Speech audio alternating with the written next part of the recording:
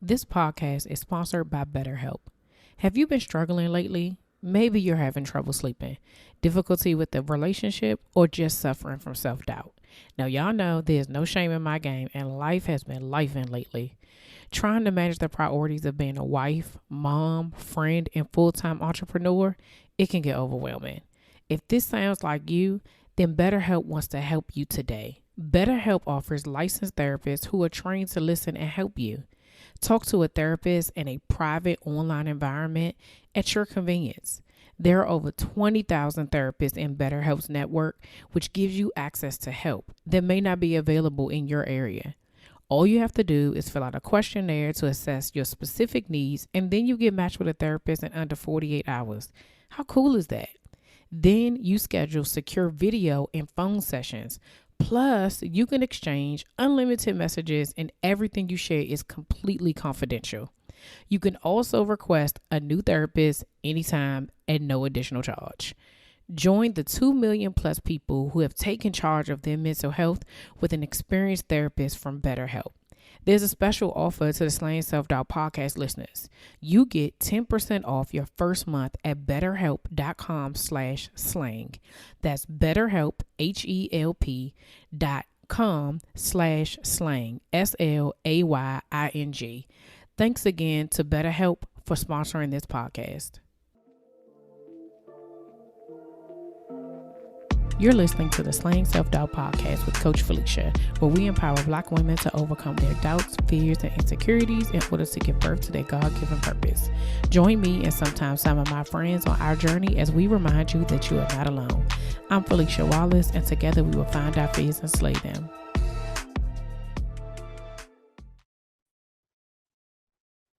Hey Slayers, welcome back to another episode of the Slaying Self-Doubt podcast. I am here with Jette Stubbs, the career and business coach from the Happy Career Formula. Hey Jette, how are you? I'm doing well, Felicia. How are you? I am doing great, y'all. I just have to point out again before we get into this conversation, okay? Your girl is talking to Jay, and Jay is in Toronto, Canada, y'all. Like this is when we talk about being international and we are outside the realms of just the DMV area. It's real life happening. Like I am these are the moments where I just be like, God just keeps showing up. So I'm just thank you. Okay.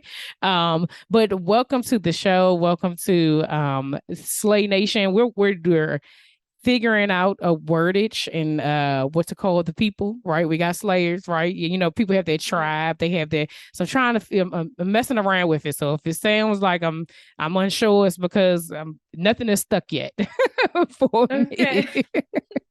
So can you introduce yourself to the slayers? Tell us a little bit about yourself and how you got started. Yeah, so I'm Jette Stubbs. I'm a career and business coach, and how I got started is when I graduated from university, I had 90 days to find a job or leave the country. It Wait was a a cycle minute. that I Hold was on. Why you gotta leave the country though? because I was an international student. I'm not from Canada. Yeah, Okay. There's there. Okay. All right. Go ahead. Go ahead. Mm-hmm. I'm from the Bahamas, and Ah. yeah. So I also live part-time in the Bahamas. So Oh, we Slaying real Self-Doubt. international. Yes. Okay. Okay. Yeah. So I had 90 days to build a career business or leave the country. I had to pay off tuition debt and I needed a job to pay off tuition debt, but I needed to get a letter from the university, which required me to pay off the tuition debt to, which meant I Wow. needed a job to convince you. Do you see the cycle that Yeah. I'm It trying to just explain to you? how sway, right? Like how? Tell me how I'm supposed to do that if I can't do the other thing. Like, child. Okay. I was 21. I was middle of 2011 recession. I didn't know how to sell myself. I sent out over 100 job applications and I thought that I did what I was supposed to do. You know, Mm-hmm. hard work, education, experience. So many women of color now are going and getting those degrees, racking up those degrees, Yeah. and then waiting for it to translate into that opportunity, that success. But I was devastated. I got zero responses. Nobody Mm. responded to me. It was just crickets, like crickets.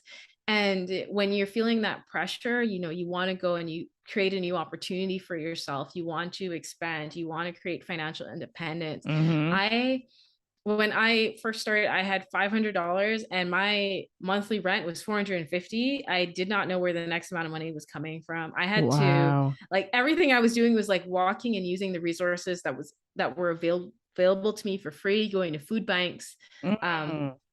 I had to figure out how to make it work. Yeah. And what I realized was you can have all of the skills in the world, but if you don't know how to sell yourself effectively, you Mm. won't go anywhere quickly. So Yeah. I went from that 0% response rate to 100 applications to getting a 70% response rate to 10 applications. So for Let's every 10 go. applications I sent out, I got 7 interviews. But that was this huge process of like learning how to sell myself, learning how to talk about myself. And as women of color, as people of color, we're not told, historically we've been told our work is not valued, right? So Mm-hmm. how do you then shift to talking about yourself in a way where you are honoring your value, charging what you're worth, especially if you're just starting out and you feel like, oh, I'm Yes. this entry level person, who am I to do this? Who am I to ask for money? Who am I to ask to enter this workplace? I should ask for a minimum wage job. But Yeah. I didn't want that. If you're living alone in a country, you're terrified of a dead end job. You're terrified of Mm-hmm. not being able to afford to go and visit your family. So many people spend years, if not decades, unable to visit home when they immigrate to a new country just because they cannot afford the trip back. Yeah. That's so true. So how do you avoid that? How do you learn how to sell yourself effectively so that you can create this opportunity? Because what I wrote down was, I don't want just any job. I want a happy career. And I built Mm. out this 7-step process that was really just saying, okay, this is the goal that I want. How do I get there? Because what I was really frustrated by was when you go online, when you go to all the free resources and workshops, they're telling you all these different conflicting advice on how to sell yourself. And they're like, a resume should look like this, or it should look Yes. like that, or you should consider this one path to be an entrepreneur. Like right now, Mm-hmm. there's all of the things that are like, you should sell an online course, or you Yes. should go and do, like, give this one narrow path to making money. Like Yeah. that's the only pathway. And I'm going to show you this one pathway. And I wanted a career with options. And so Mm. that's what really got me frustrated. That's what was my biggest obstacle. So after I got those amazing responses, got 7 interviews, landed the job that I wanted in the city that I wanted, because I had created a formula that I'm going to talk to you about a bit later.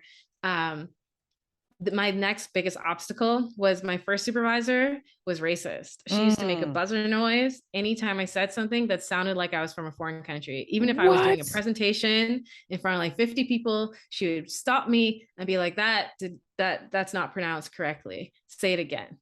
Say it again. Say it again until you say it correctly.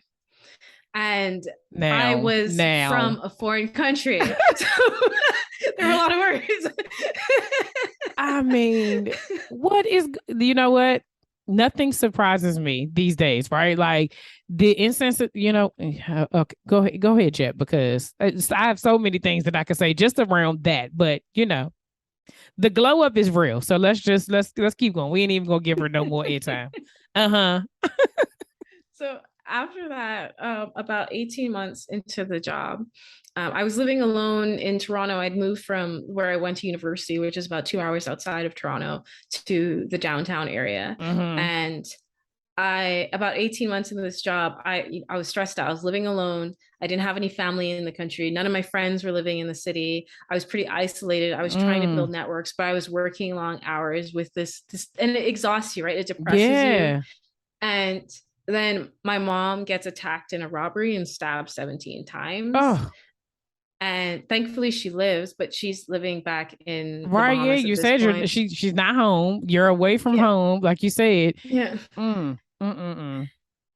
And I go back to help and take care of her for a while.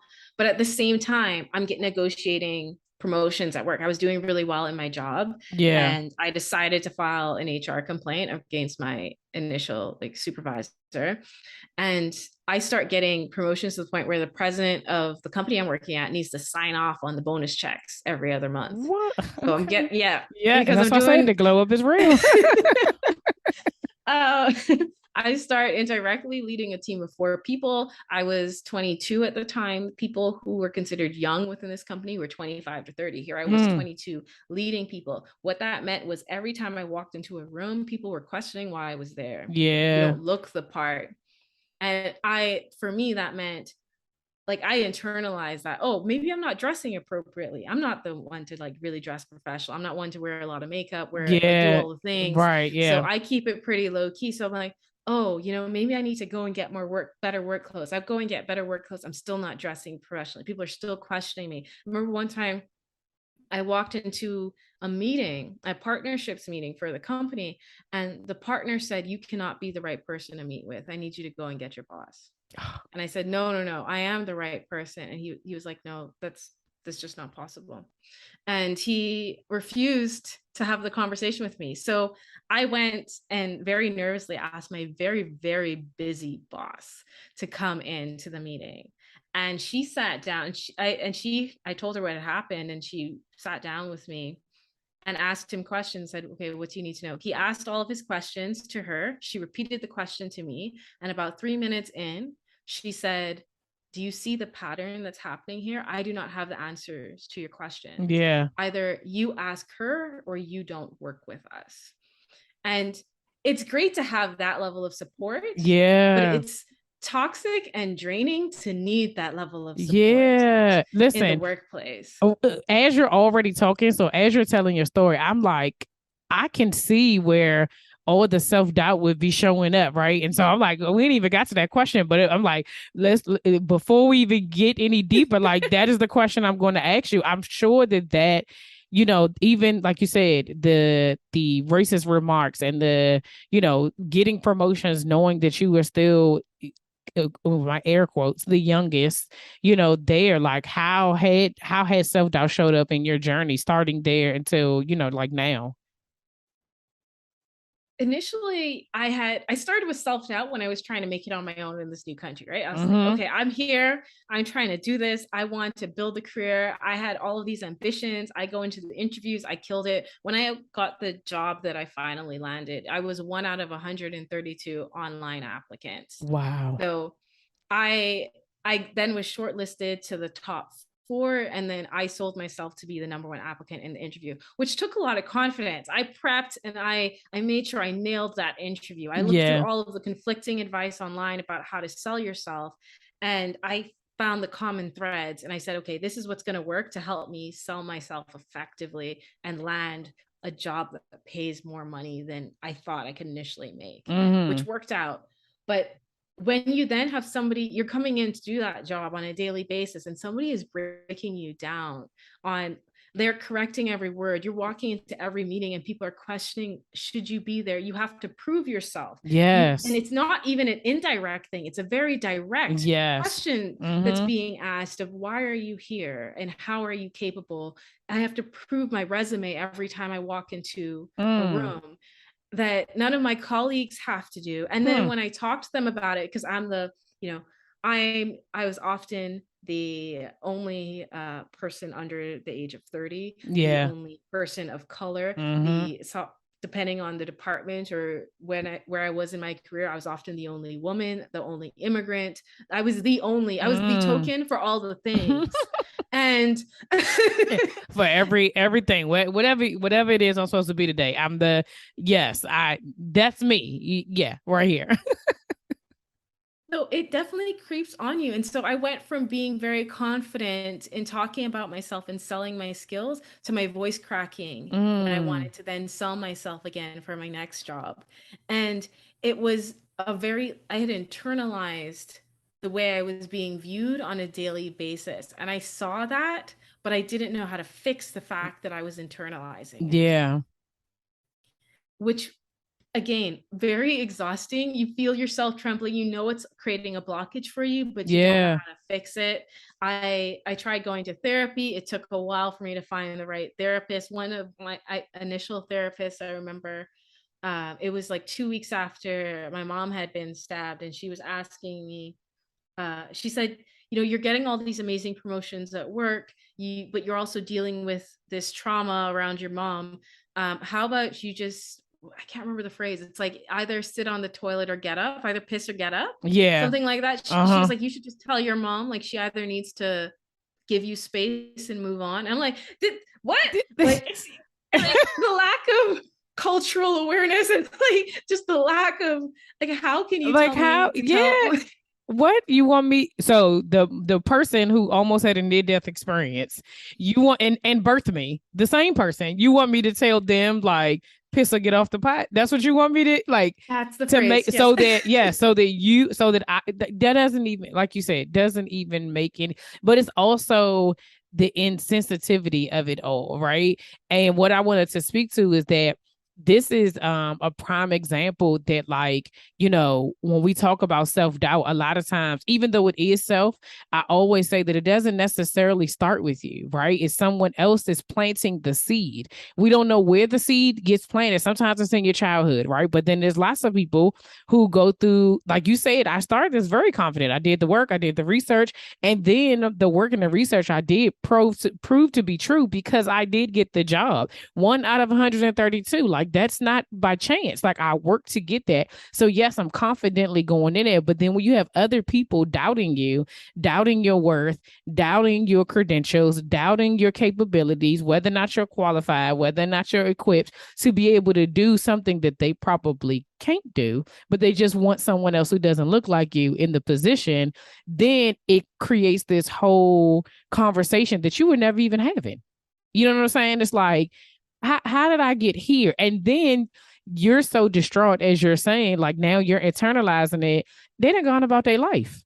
And they about their business, but now you're stuck with like the bricks that they put in your book bag that you didn't even ask, like how am I carrying? Like you just gave this to me. Like what is happening? So what are some practical tips that you did in that journey of like having to unload those bricks that didn't even belong to you? Did you hear that ad at the beginning of the show? If you're a business owner looking to expand your reach, you can promote your company or product with a host read pre-roll or mid-roll ad by me on the Slang Self-Doubt podcast. If you want more information, email info@FeliciaWallace.com. That's info@FeliciaWallace.com. Now, back to the show.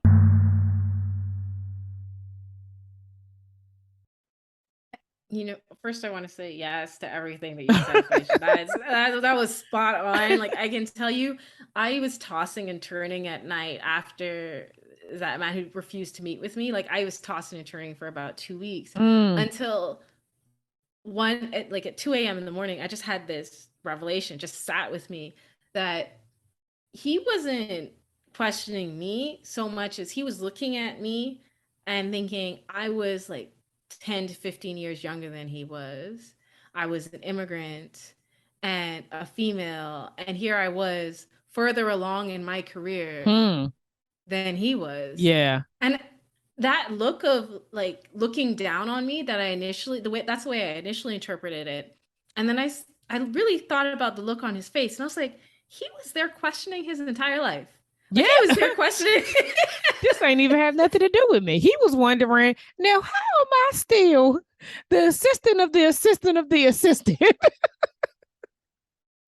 Exactly. There's no way I've been working this hard in my, and you the person like you the person that could be probably when, and I've been the youngest, I've been the woman, I've been the only, right, in the same place in a leadership position, and people are looking at you like, now how you get here, right? And to be able to think, when we're thinking about leadership positions uh in any field, 9 times out of 10, you're thinking about an older white man, right? Like that's just it by nature. When you're thinking of like now, it's starting to become like, okay, you can see people of color in these things, but most of the time it's a man. If you see a woman, it's kind of like, oh well, she's probably doing this because, or they had somebody, because like it's always a reason behind it. But when you're sitting in these spaces and you're like, no, I actually know what I'm talking about, then you're right. They're questioning themselves like, now what have I been doing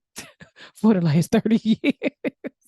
Absolutely. So there were all of these things that I was taking on that were really other people's problems, right? There were other people's problems, other people's biases, other people's worldviews.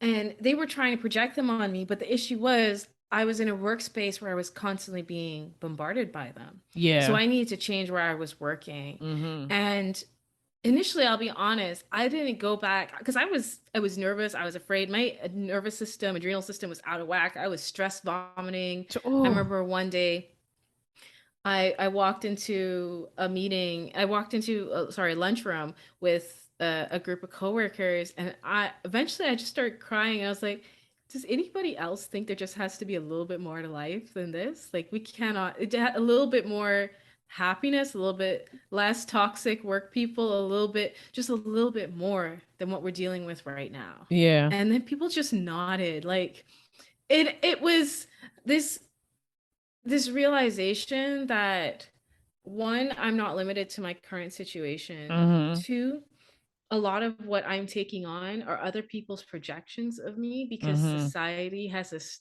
historically, beaten people of color down, Yeah. literally, metaphorically, mentally, in all of the ways.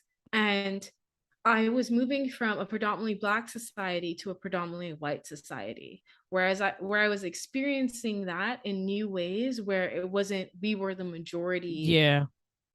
And I was shifting. I remember the first time I heard somebody call me a visible minority. It was I wasn't really familiar with the term.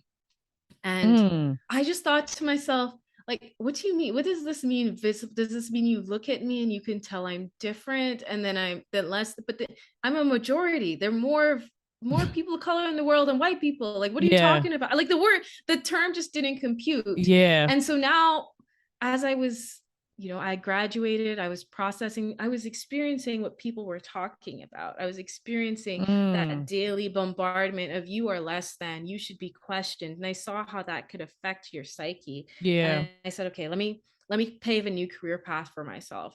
Interestingly enough, I ended up in a very white male dominated space of aerospace engineering. Oh, And yeah. and I had an amazing boss. He was blonde hair, blue eye. Well, he was back in the day blonde hair, blue eyed. He was gray haired now at this point, and he was very supportive. He was also familiar with the Bahamas and the cultures in the Mm-hmm. Caribbean. He traveled there a lot, and it was a very welcoming environment Mm. for my like adrenal system to calm down, for Yeah. me to go to therapy and have some work life balance.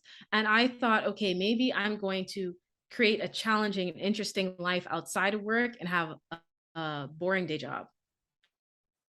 And then I realized, oh wait, after a couple of months of doing that, I was like, no, no, no, I need it all. I need to have the challenging work environment. I need to have challenging in a positive way, not in that way I was dealing with Yeah. before. Right, right, right. um, I needed to do work that aligned with who I am as a person.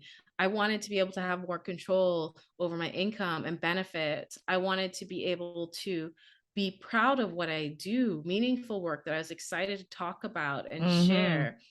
And so I could stop dreading Mondays and like I could start looking forward to the week. But I Yeah. needed to know what that looked like. So I went back to the tools I used when I had 90 days to find a job or leave the country. Mm-hmm. And I combined three things: the desires for what I want out of life, the skills I have, and market demand. So what are people willing to pay for? Yeah. And in the sweet spot of those three things is what I call your happy career. And initially, you'll have no idea what you want to do, but you really need to build out a career that combines your life goals Yeah. with the skills and market demand. Because you're so many people ignore their life goals and then they're so confused as to why they're in a career they don't love. But how are you supposed to build out that job or business that helps you achieve what you want out of life if you don't know what you want out of life? Then you're Yeah. just going to go to somebody and say, pay me whatever you can, and tell me what to do, and I'll do it for you. And you tell me what hours to be there. You're not Yeah. negotiating. Yeah. And that's also oh my gosh, so many things. So many things. But I'm just gonna say this. But that's also why most people are unhappy in their jobs because they're not is there's no purpose behind it, there's no joy behind it, um there's no them, right? You're literally you're what you're walking through and what you're doing is for someone else. It's someone else's idea of their happy thing. It's someone else's idea of their job, which is the reason why when we go into those things, when we don't feel connected, they, I used to be like, you want, what do employee morale and all of that stuff. Get it. Great. You need to be able to have that.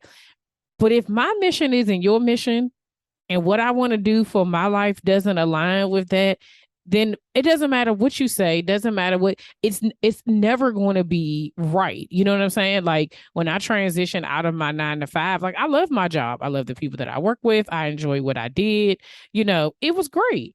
But I knew that something was missing. Like I knew that what it was didn't bring me joy every single day. Like I was good. I would be content. What I did know is that I started this leadership career at 27. And I was like, yeah, nah, bro, I can't be here at 50. This is not going to work for me. Like, but I knew I didn't want to go up. Right. Like I was like, I'm not trying to go up in leadership. I don't want to be a director or AVP. I don't want to do any of that. Like I was like, I'm good right here, but this isn't enough to your point. Like something is missing from me. And so when I started to seek out stuff, it was more of like serving in other areas, right? And doing different things, and you volunteer and do stuff like that. And that's where you find the fulfillment, the thing that is like what's your purpose. And then, like you said, if you combine them, then once, God was like, okay, this is what we're going to do. And now I'm in this place where I'm like, hold up, time out. So you mean I can do this every day and not hate waking up and still get to, I'm like, the amount of impact that I have doing this right now is far beyond what I've done in the 15 years that I was somewhere, or the like what I've been able to do before, because when I'm happier, my family's happier, right? And I'm able to do more things. And I definitely I agree wholeheartedly with you, and that people need to be able to think past the thought process of like a job or a career, right? Like it just has to be this one thing. Like no, we can do both. What is that meme that's going around? Capital B, capital O, capital A, capital F. Both of them, like both. You can do both. Okay. So throughout this journey, what have you learned about yourself that you didn't know before? Before I answer that question, there's one thing that there's three traps that I often help people avoid that totally align with what you said. Um, One is the unhappy professional, when you don't connect your Mm-hmm. career with your life goals and what you want out of life. Mm-hmm. And the second one is the starving artist. When you think you've got to starve to do what you love to do, you can't make money. You can't work less hours and Yes. make more money because you're not tying it to market demand. But Mm. you can you can tie it to market demand. And then the third one is the dreamer, when you're lacking those skills to connect what you want out of life to market demand to make the money, so that you can fulfill your life goals. But back to your question, what I learned about myself along the way was, um, I had a lot more potential than I was allowing myself to tap into. I had started to Mm. internalize those beliefs of what people thought about me. And what happened was I got invited into this like leadership cohort within the company that was like, you had to be chosen and selected. And, I was one of the youngest people to join this cohort. And I started, it was, the whole point was to show you the big scope of the company. And then I got this big scope of the company. And I just realized I don't want to be here. I do not want to be here. This is not for me. This ain't it. Wait a minute. This what This is happens not when we it. get up here? Nah. I was like, nope, this is not it. Because I never went into like a really corporate work environment because I knew I'm not built for corporate America. I am not. I'm not somebody who likes to wear the suit. I don't like Yes. to put on that Child. facade of the Yeah. professional. I don't like to wear the layers of makeup or the Mm-hmm. like do the thing or have my hair in whatever is considered professional. My hair is frizzy and curly, and that is just how it is. Yeah. And I Yeah. don't need people telling me I need to make it look whiter or whatever Yeah. it is. Right.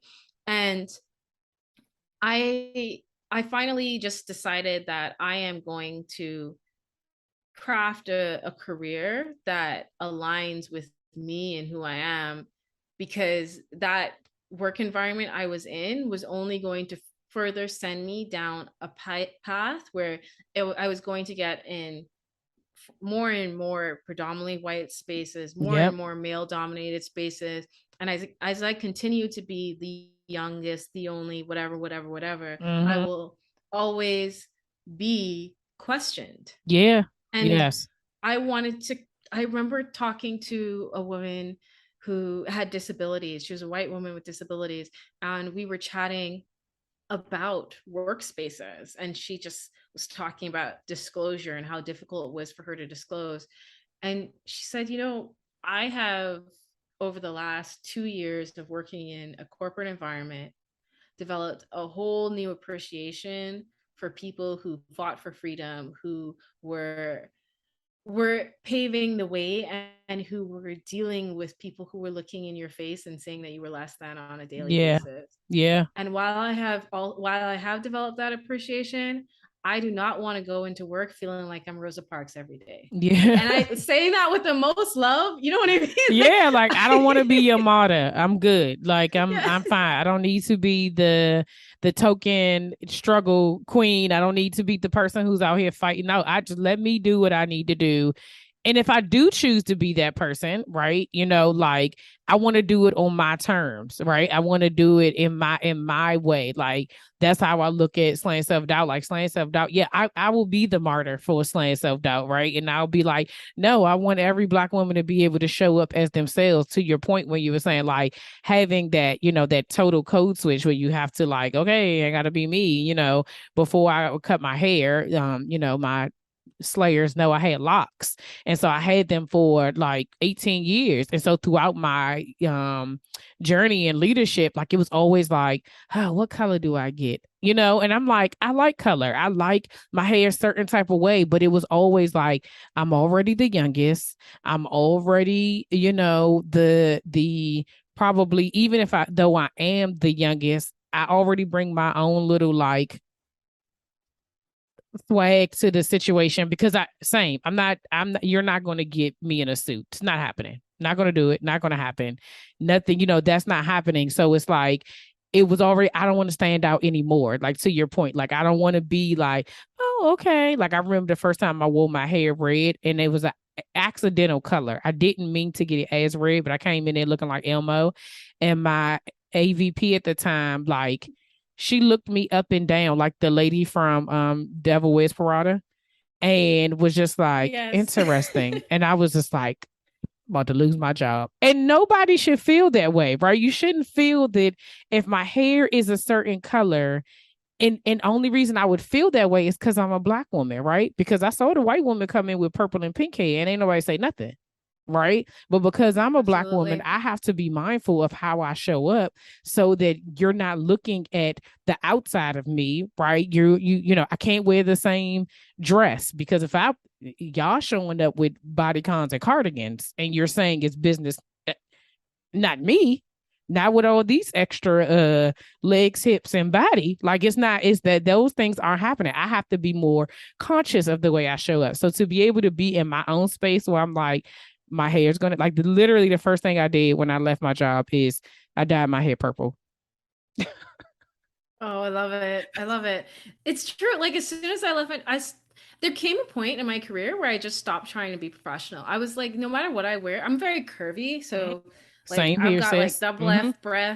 double F breast, cup size breasts, and like just wide hips. And I remember at one point somebody told me, like, I know you're well endowed, but I don't need to see it in the workplace. And I was like, what What am am I I supposed to supposed do about this? to do? What am I supposed to do? Please explain to me. Oh Would you like my me to like gosh. wrap it down? Like it was such a toxic work environment. So anyway, I decided to leave, Yeah. and I had a very supportive boss. I got to a place where I was super depressed. Like at one point I did not show up for work for 3 days. And I knew that that was like the cutoff point where they would Yeah. let you go. And again, I said I had a super supportive boss, and he sat me down. He's like, what's wrong? And I told him all the things that were going on. At this point, my dad had been diagnosed with dementia. I Mm. was about 25 years old to about 4 years into my career. I was actually about 24 when he was diagnosed. And that meant that I was now splitting my time, or at least my mental energy, between countries trying to caregive, because my mother had already had a history of mental health issues. And now Right. my dad was diagnosed with dementia. There weren't a lot of people to go and give support. Um, and I now was trying to figure out, how do I design this career that will allow me to actually help my family and not feel like I was giving up everything to build a Mm. life that I wasn't even enjoying in a new country. Yeah. Yeah. And I then started to negotiate really great opportunities, and I was negotiating like six-figure job opportunities, like director level job opportunities, while I was also realizing I was going to have to go home to take care Mm. of my family. So I was Mm. choosing between these two things. And for me internally, people always come first, family comes first. I can figure out how to make money afterwards. And so Absolutely. I left, I quit my job, I moved countries, went back to the Bahamas, took care of my dad. He lived for about a year. And it was that, in and of itself, was a whole nother can of worms, and dealing with that process and family infighting that I'll leave for another day. Yes. But the the thing that I then learned was I needed a career to fit my life situation. It Yeah. wasn't just about success. It Mm-hmm. wasn't just about making money. It was about earning money in a way that suited my life and my needs at the time. And that meant I wanted a work from anywhere career that would allow me to earn more. And I started to help people with career coaching, because I had been doing career coaching on the side all along. People were Yeah. coming up to me and saying, like, hey, you're super young. How are you advancing so quickly within this company? How are Mm-hmm. you getting these opportunities? How are people seeing you? Like, explain to me how you got Yeah. here. And so I started helping them revamp their resumes and their cover letters, start selling themselves better. And some of them were coming to me, and I could see they were just as stuck and feeling as frustrated with toxic work environments. And Mm. the way I was able to enter Canada was, my parents, they didn't have access to university education. My mom had to repeat high school, like a portion of high school, because of her caregiving responsibilities for her five younger siblings. My dad, the island he grew up on, did not go up to grade 12, so he did not have access to that education. Wow. And they had built out $1 million business, like $1 million in assets. And they Wow. had done that from self education, from listening to people's needs, from solving problems. And they had taught my younger brother and I how to do that. And so I started saying, hey, I did study business. I studied a bunch of different things, Yeah. but I love reading about business. Do you want me to show you? I think you have a lot of skills. I think you could just break out on your own and start your own thing. And then Mm. people started having success in that. And initially, people were paying me with gift cards. And this had to do with my own self doubts and issue with accepting money. Right. Mm-hmm. Yeah. Um, and eventually, one day, I wanted to buy groceries, and I was kind of annoyed. I had to take money out of my bank account. I had all these gift cards just sitting on a desk. And I was like, why didn't I just accept money for this? Why didn't I? Yeah. Mm. And I had to question that. So when I was in this place where I now needed to find a way to help pay for medical expenses for my dad, I was like, okay, let me do career coaching. Let me help people. Yeah. And initially, of course, I wasn't charging my value. I was way undercharging. People were tipping me and giving me extra money because they were saying, you're not charging enough. People sat me Mm-hmm. down and said, you should build a career out of this. You're really good at it.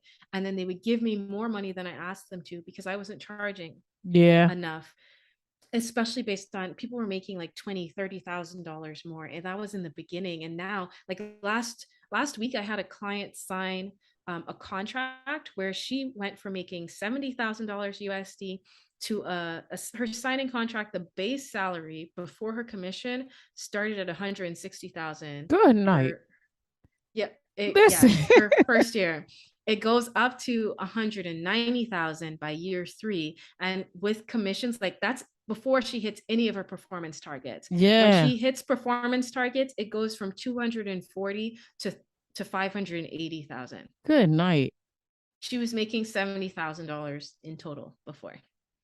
Yeah, you definitely when you Like, have like the proof is in the pudding, right? Like you're sitting here saying you did it yourself. You have enough people that you you have enough like case studies basically that show that what you're doing and what you're teaching people is working. But again, here we are, like you said, you're struggling with your own self-doubt of saying like, should I just give them this information? Should I just, should I let them pay? Like there's this thing where that there's plenty of times I've talked to plenty of women who they're doing this thing, they've helped like 5 or 10 people, and you're saying, well, how much are you charging? Oh, I told them they didn't have to pay me anything, just give me a love offering. And that's cool until your bills need to be paid. And then you realize I helped.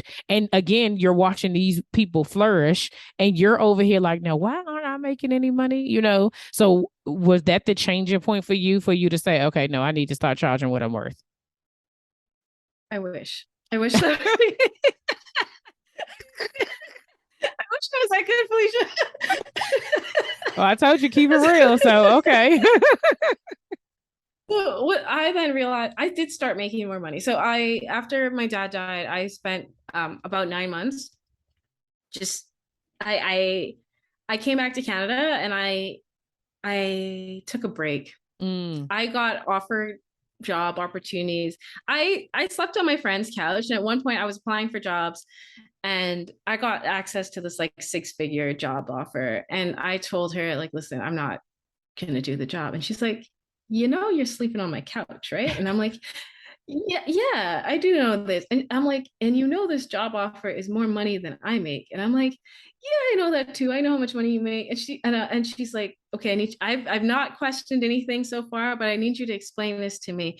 And I was at a point where I guess because of all the additional family stuff that had went on, because I had been fighting my way the entire time I was in Canada, Yeah. because my dad had just died and that had a bunch of family infighting that went around it. I was beyond exhausted. Yeah. And I needed to take a break and to go back into another corporate environment where I was then going to, I was like, I don't know how I'm going to come out of it. Like mentally, I don't know where I will. And so I was like, I had savings. I was like, I will use some of my savings. I will pay for my food, whatever, but I just need a place to chill. And then after about 9 months, I took some time, I recovered, I went to therapy, I did all the things. And then I decided, okay, I'm going to go and start this business. I'm going to do career coaching and business coaching. This is always what I've wanted to do. And I always wanted to help people. I love this. This is where I get energy. I'm helping people break free and create something new for themselves. And one of my first big clients ended up being like this Netflix actor who found me. His name's Jay Hasune. And he is on this show called Shadowhunters, which was like a Disney Netflix thing. And he reached out to me and I helped him build out this platform for his Patreon where he'd be able to make money through his music and create like an independent career. And I started then helping people like get results. They were making money. They were making their money back after working with me. And I also started to have more obstacles. Like during COVID, I got this really amazing contract, but at the same time, one of my older brothers died from COVID. And I had this history of really good professional things happening and really traumatic personal things happening. Yeah. And I had internalized a belief that if I make too much money, I'm going to harm people because something bad is going to happen. Oh man. Yeah. That's a heavy thing to carry around, right? It is. It is. And I had to first name that belief along with a bunch of other beliefs that I am going to be a burden, that if I make too much money, that I'm a bad capitalist and I'm going to be harming people. As someone who, because my family was a first generation of wealth, I went to predominantly white schools, which is why I don't have a strong Bahamian accent. And on top of that, supervisor, like knocking the rest of it out of me. So, funny, but not funny, Right. Yeah. Let's not forget about that. So I had to deal with all of these beliefs that I had around making money. Mm-hmm. And then as I started working with women of color, like I had this client I worked with about 2 years ago, Brittany Campbell. She was working at a daycare and she wanted to move countries and start work from anywhere business. And she loved writing and she would have loved to work in the publishing industry, but she never thought it was possible. She never saw herself making beyond like $30 an hour. Yeah. By Yeah. within our first 6 months working together, she negotiated contracts for over $100 an hour, and within 18 months, she landed over 50 clients. She Nice.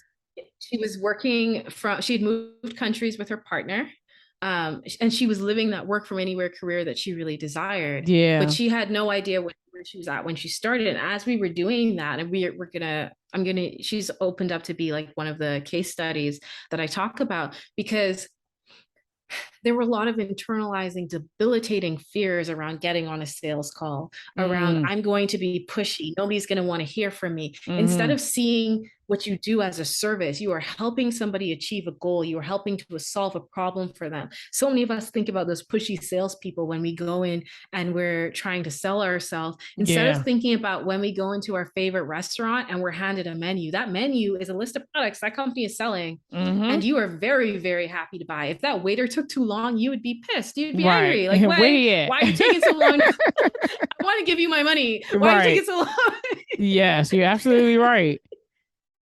But we never think of it that way. We think of that we're harming somebody by offering to help them, because we think of all the times that we hate being sold to and never think about the times that we enjoy being sold to, the time that we Mm. buy those things we love buying, that we really enjoy having in our lives. And I help people make those shifts. But part of that, especially for people of color, women of color, is this idea that our labor, we should help people because we're loving and caring people, and if Yeah. we ask for money, then we're too cold-hearted, we're not giving back to our community. It's, Mm-hmm. for me in particular, as I was navigating worlds, I was in my parents, again, as I said, they did have wealth, and so I was now learning they lost their wealth as well. First generation of wealth also always lose it. I did not get Yeah. any inherit. I walked away with nothing. It was just Mm. helping out my family, but I walked away with all of the opportunities that they had given me access Yeah. to. And then it was, how do you build on that? How do you respect that and honor that work that generations before you put into helping you get to where you are? Yeah. And then Yeah. you're trying to move forward with that, but you have all of these beliefs that your work is not worthwhile, that if you become too wealthy, well, then you can't just chill with your girls and talk about how broke we all are, because you're Right. not broke anymore, Yeah. so It they're going to changes. ostracize you. Ooh, that's that fear of success, right? Because when you get into a certain space, you no longer have, like you said, your mindset can't be the same. You can't think the same way. You can't hang with the same people. You can't do the same things. You don't have the same complaints, right? Because that's no longer your life. And most people are so afraid of who they're going to lose if they go into that next level, that they just like, I'm all right here. Let me just stay comfortably, because there's so many of us who are in that space, right? Who are doing just enough, who are at the bare minimum, who are okay right here. It's contentment, but also like, yeah, I don't want to push the envelope any further because I don't know what's going to come of that. And then when people hear it, like there's so many people that are like, that I've talked to that are like, when you say fear of success, some people are like, I mean, why would you be afraid of being successful? And I'm like, do you really know what you can handle if you get every single thing that you ask for? If you literally everything that you pray for, if God says yes, you can have that, yes, you can do that, yes, I'm going to give you this amount of money, yes, I'm going to bless your business, bless your family, bless, like, and you have it, then you're like, I don't even really think I want all of it, right? So let me just downplay. That's how we end up downplaying, and we sabotage ourselves by saying, yeah, so I don't get to that part. Let me just keep, you know, my offerings low, right? But then also you're thinking, when your offerings are low, you're only reaching a certain number of people. You hit the nail on the head. You're only reaching a certain number of people. You're limiting your potential because so many people, especially women of color, we give back to our communities. Mm-hmm. The research shows when you give women of color access to resources and tools, they don't just lift themselves, they lift their Yes. communities. Yes. And when you put yourself in that cycle of poverty, like a vow of poverty, a vow of living paycheck to paycheck, you Mm. are then in disabling yourself from That is a being able word. to help people.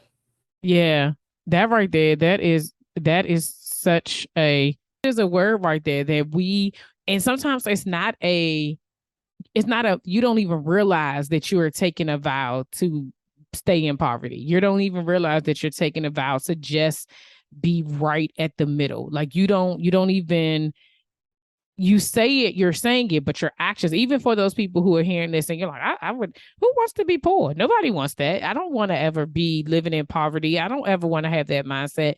But if your actions are showing that you don't believe that you can have success, if your actions are showing that you don't believe that you deserve the 6-figure job, if your actions are showing that you don't believe that you're worthy of the things that you could, like you said, living beneath your potential, you're basically staying in a poverty mindset. It is not just about money and it's not just about poor people. Like that is the difficulty that sometimes people have. They take a certain word and they associate it with a certain group of people. But you've heard plenty of times poverty is a mindset.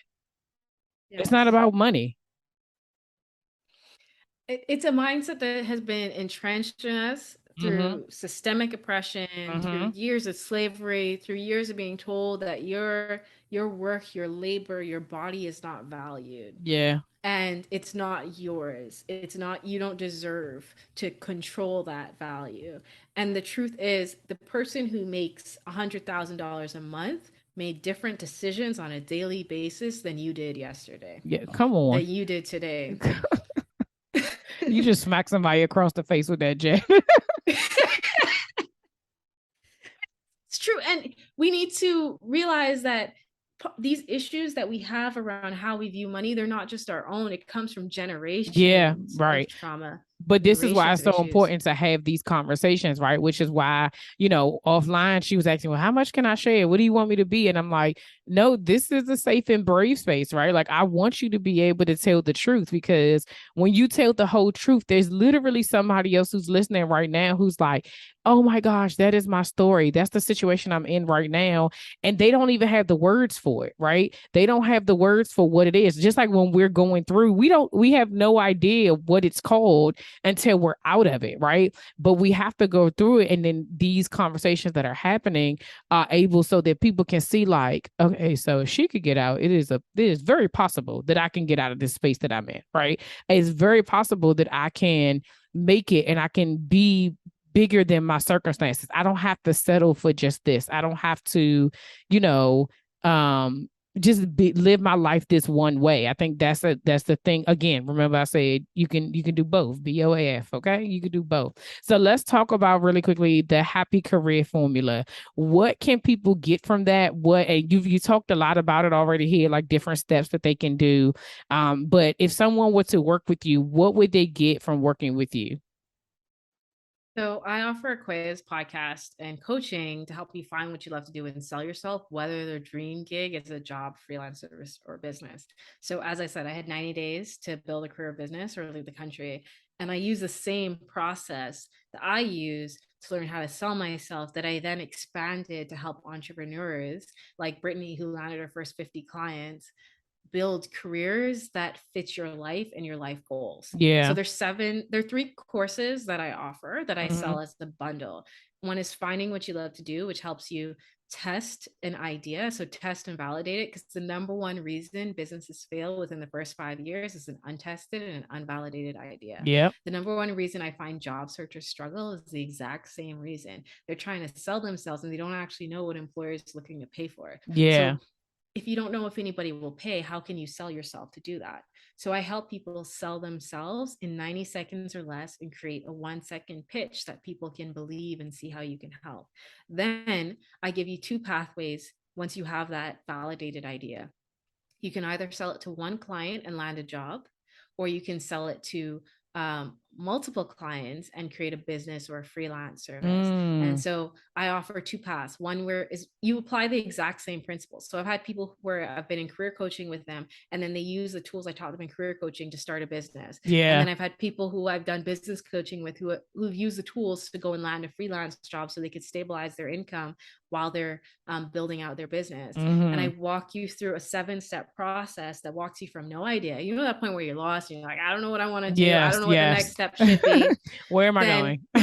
exactly, where am I going to two? Then you have an idea. You're like, oh, I really like this field. It interests me, but I don't actually know what I'll sell or the terms of my contract. Mm-hmm. So phase 3 is you'll create an offer. That's the terms of your contract, your product, your service, or your job contract. And then you need to sell yourself, get your first clients. That's phase 4, first clients. Then once you have those clients, you need to make sure that they get results and they're happy. So they're ready to give you referrals. So that's phase 5, Okay. results. Then we'll go into phase 6 is building out systems. Once you know those clients are happy, you can start to replicate that process and fine tune it and improve it.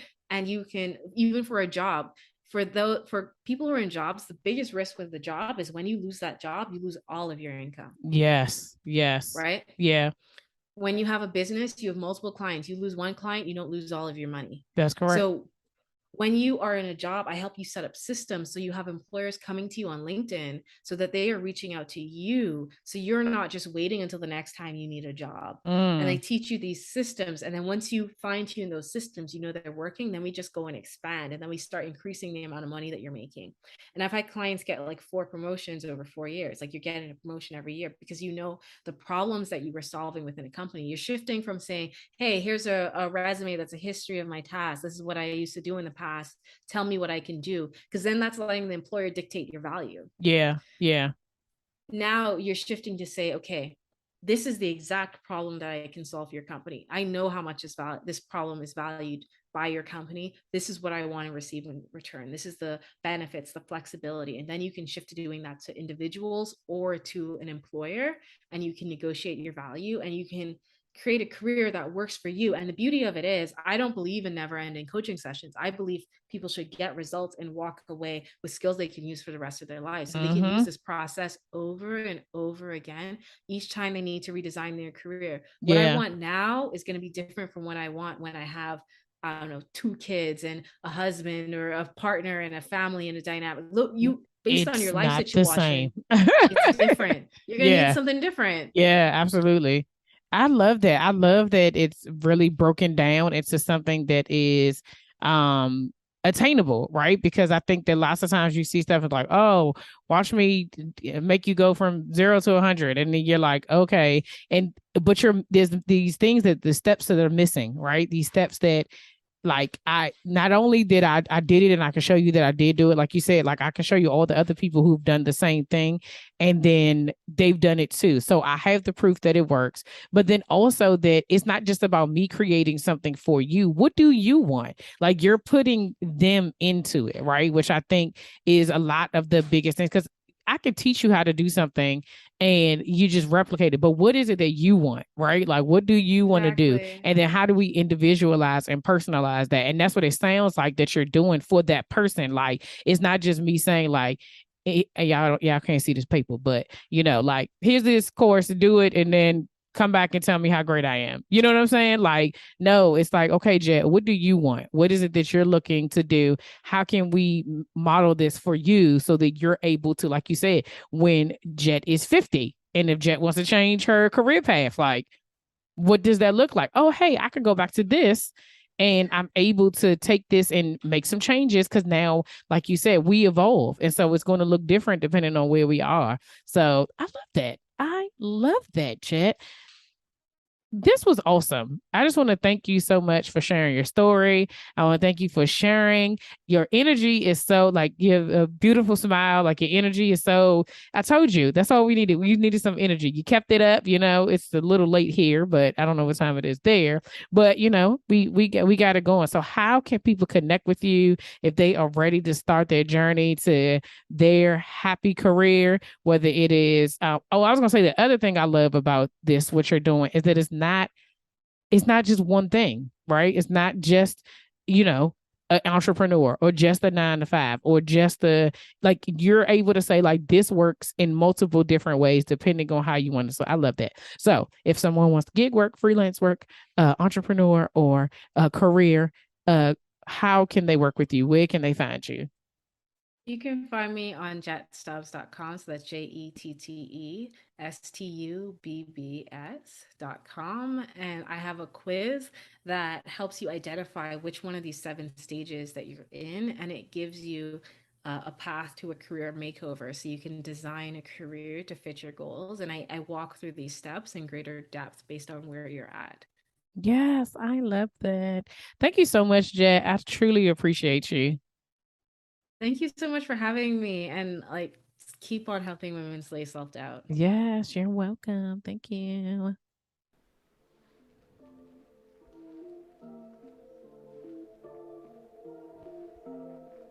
All right, y'all, that's all for this week. Thanks for listening, and don't forget to share, subscribe, rate, and review.